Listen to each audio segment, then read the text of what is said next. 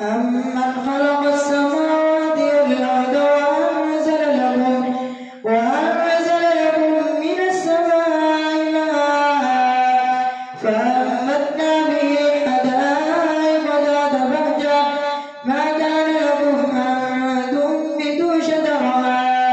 أإله مع الله بل هم قوم يعدلون أمن جعل الأرض قرارا وجعل خلالها أنهارا وجعل لها رواسي وجعل بين البحرين حاجزا أإله مع الله بل أكثرهم لا يعلمون أمن يجيب المضطر إذا دعاه ويكشف السوء ويجعلكم خلفاء الأرض أإله مع الله قليلا ما تذكرون أمن يهديكم في ظلمات البر والبحر ومن يرسل الرياح بشرا بين يدي رحمته أإله مع الله تعالى الله عما يشركون أمن يبدأ الخلق ثم يعيده ومن يرزقكم من السماء والأرض أإله مع الله قل هاتوا برهانكم إن كنتم صادقين أإله مع الله قل هاتوا برهانكم إن كنتم صادقين قل لا يعلم من في السماوات والأرض الغيب إلا الله وما يشعرون أيان يبعثون بل ادارك علمهم في الآخرة بل هم في شك منها عمون وقال الذين كفروا وإذا كنا ترابا وآباؤنا إنا لمخرجون لقد وعدنا هذا نحن وآباؤنا من قبل إن هذا إلا أساطير الأولين قل سيروا في الأرض فانظروا كيف كان عاقبة المجرمين ولا تحزن عليهم ولا تكن في ضيق مما يمكرون ويقولون متى هذا الوعد إن كنتم صادقين قل عسى أن يكون ردف لكم بعض الذي تستعجلون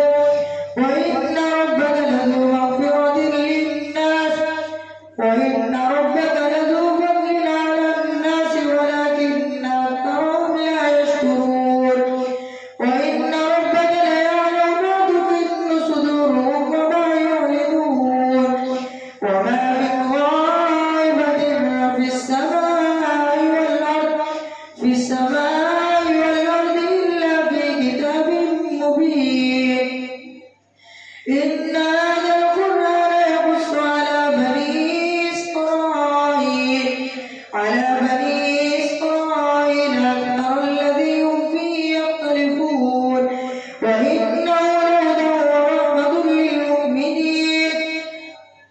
إن ربك يقضي بينهم بحكمه وهو العزيز العليم فتوكل على الله إنك على الحق المبين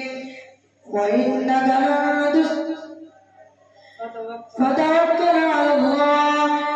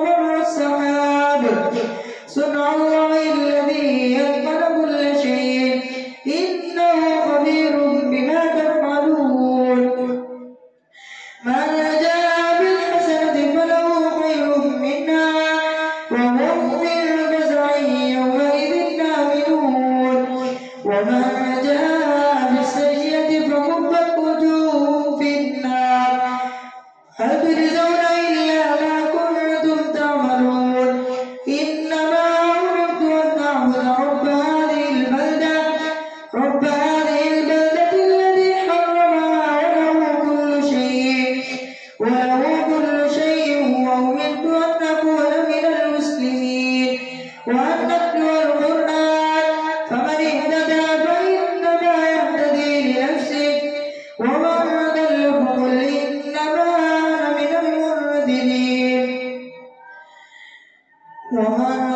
فقل إنما أنا من المنذرين وقل الحمد لله سيريكم آياته فتعرفونها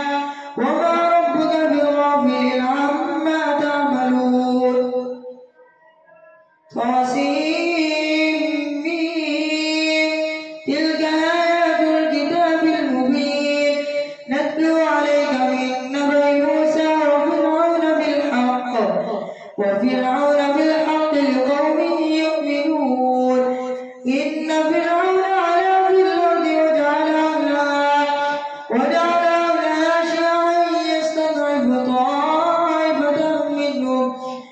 شيعا يستضعف طائفة منهم يذبح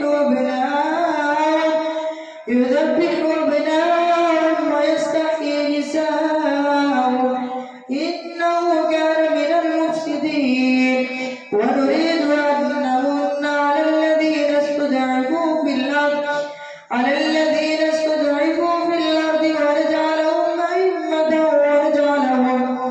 ونجعلهم أئمة ونجعلهم الوارثين ونمكن لهم في الأرض ونري فرعون وهامان وجنودهما منهم ما كانوا يحذرون وأوحينا إلى أم موسى أن أرضعيه فإذا خفت عليه فألقيه في اليم ولا تخافي ولا تحزني إنا رادوه إليك وجاعلوه من المرسلين فالتقطه آل فرعون ليكون لهم عدوا وحزنا إن فرعون وهامان وجنودهما كانوا خاطئين وقالت امرأة فرعون قرة عين لي ولك لا تقتلوه عسى أن ينفعنا أو نتخذه ولدا وهم لا يشعرون وأصبح فؤاد أم موسى فارغا إن كادت لتبدي به لولا أن ربطنا على قلبها لتكون من المؤمنين وقالت لأخته قصي فبصرت به عن جنب وهم لا يشعرون وحرمنا عليه المراضع من قبل فقالت هل أدلكم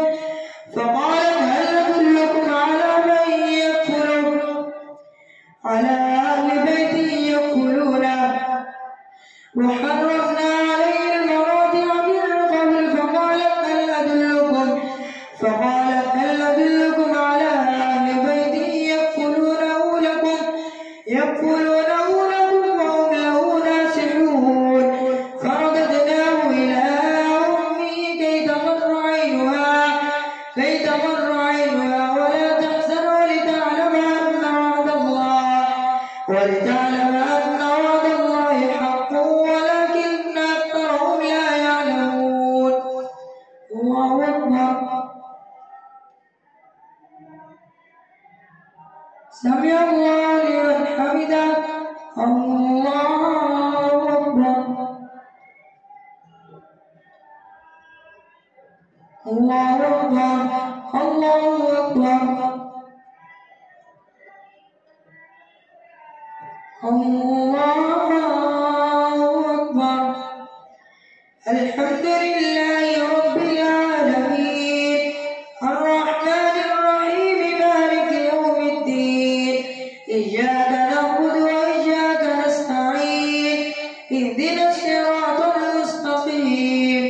صراط الذين أنعمت عليهم غير المغضوب عليهم ولا الضالين ولما بلغ أشده واستوى آتيناه حكما وعلما وكذلك نجزي المحسنين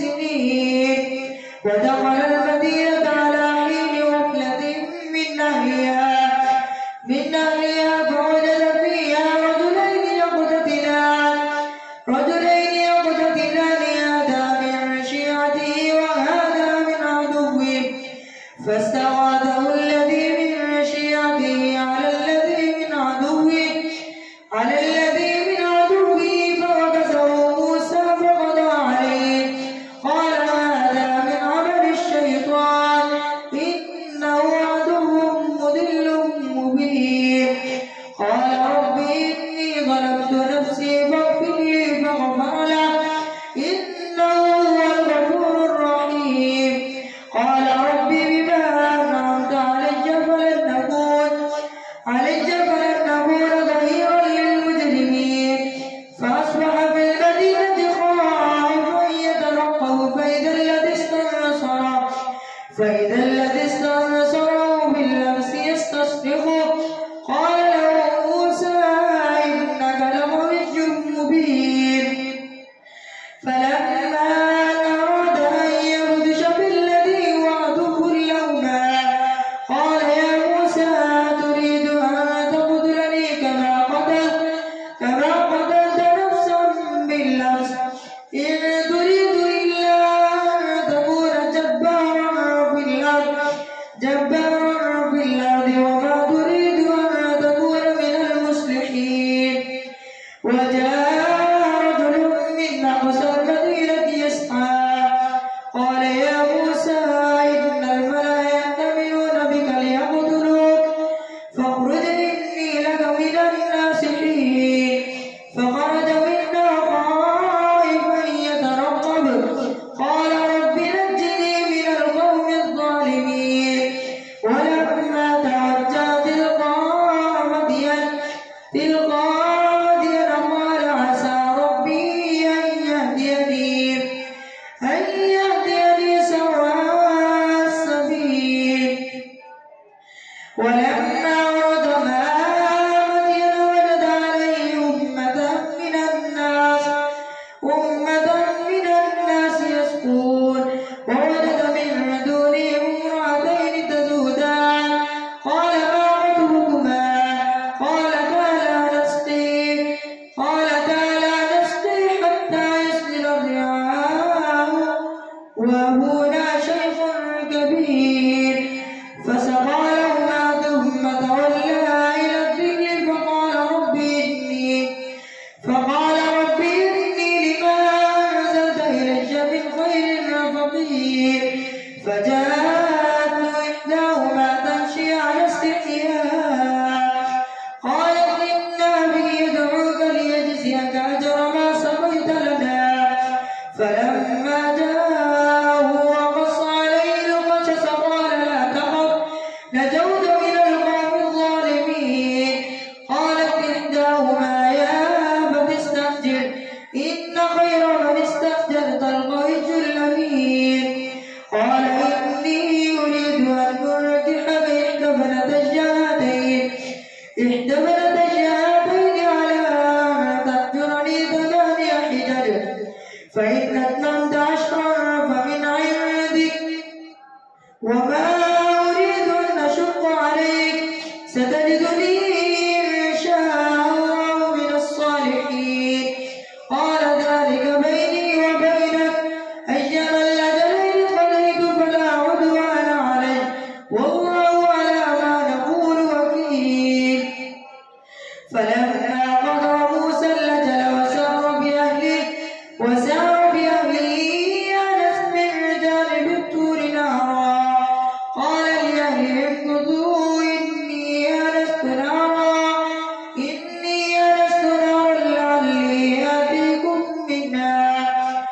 نارا لعلي آتيكم منها بخبر أو جذوة من النار لعلكم تصطلون فلما أتاها نودي من شاطئ الوادي الأيمن في البقعة المباركة من الشجرة أن يا موسى إني أنا الله رب العالمين وأن ألق عصاك فلما رآها تهتز كأنها جان ولا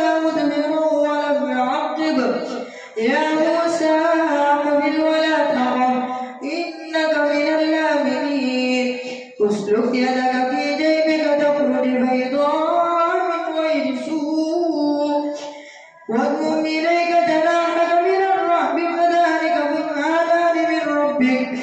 فذلك برهانان من ربك إلى فرعون وملئه إنهم كانوا قوما فاسقين قال رب إني قتلت منهم نفسا فأخاف أن يقتلون وأخي هارون هو أفصح مني لسانا فأرسله معي ردا يصدقني إني أخاف أن يكذبون قال سنشد عضدك بأخيك ونجعل لكما سلطانا فلا يصلون إليكما بآياتنا أنتما ومن اتبعكما الغالبون فلما جاءهم موسى بآياتنا بينات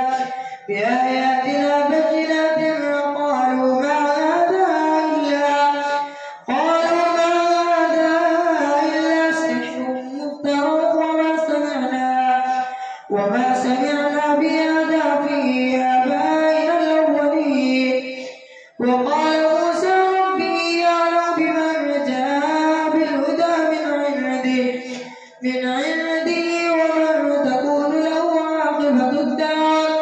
إنه لا يفلح الظالمون وقال فرعون يا أيها الملأ ما علمت لكم من إله غيري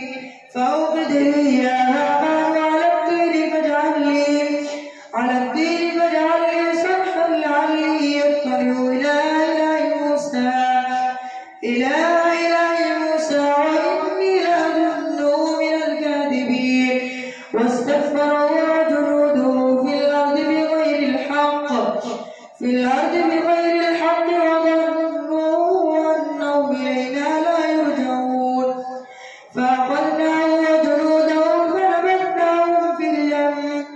فنبذناهم في اليم فانظر كيف كان عاقبة الظالمين وجعلناهم أئمة يدعون إلى النار ويوم القيامة لا ينصرون وأتبعناهم في هذه الدنيا لعنة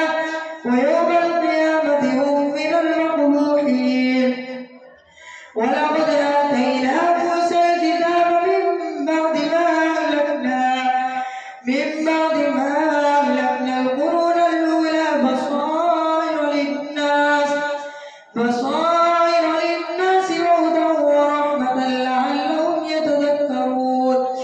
وما كنت بجانب الغرب إذ قضينا إلى موسى الأمر وما كنت من الشاهدين ولكننا أنشأنا قرونا فتطال عليهم العمر وما كنت داعيا في أهل مدين تتلو عليهم آياتنا ولكننا كنا مرسلين وما كنت بجانب الطور إذ نادينا ولكن رحمة من ربك لتنذر قوما ما آتاهم من نذير من قبلك لعلهم يتذكرون ولولا أن تصيبهم مصيبة بما قدمت أيديهم فيقولوا ربنا لولا أرسلت إلينا رسولا فنتبع آياتك ونكون من المؤمنين فلما جاءهم الحق من عندنا قالوا لولا أوتي موسى فلما جاءهم الحق من عندنا قالوا لولا أوتي موسى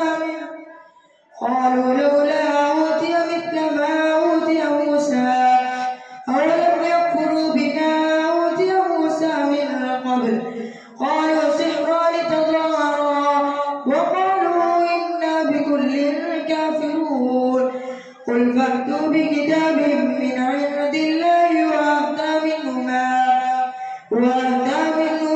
اتبعوا إن كنتم صادقين فإن لم يستجيبوا لك فاعلم أنما يتبعون أهواءهم ومن أضل ممن اتبع هواه بغير هدى من الله إن الله لا يهدي القوم الظالمين ولقد وصلنا لهم القول لعلهم يتذكرون الذين آتيناهم الكتاب من قبله هم به يؤمنون وإذا يتلى عليهم قالوا آمنا به إنه الحق من ربنا إنا كنا من قبله مسلمين وإذا سمعوا اللغو أعرضوا عنه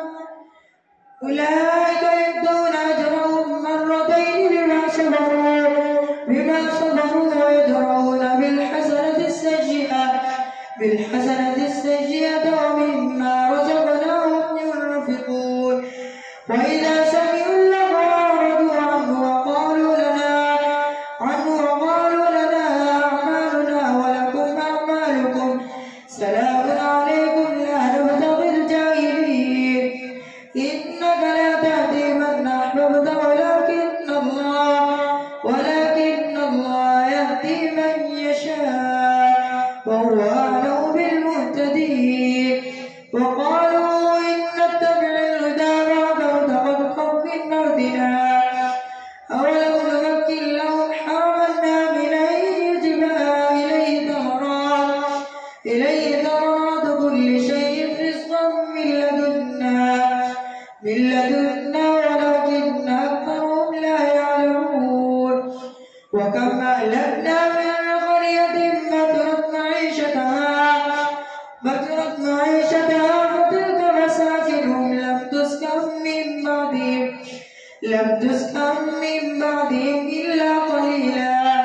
وكنا نحن الوارثين وما كان ربك مهلك القرى حتى يبعث في أمها رسولا يتلو عليهم آياتنا وما كنا مهلك القرى إلا وأهلها ظالمون وما أوتيتم من شيء فمتاع الحياة الدنيا وزينتها وما عند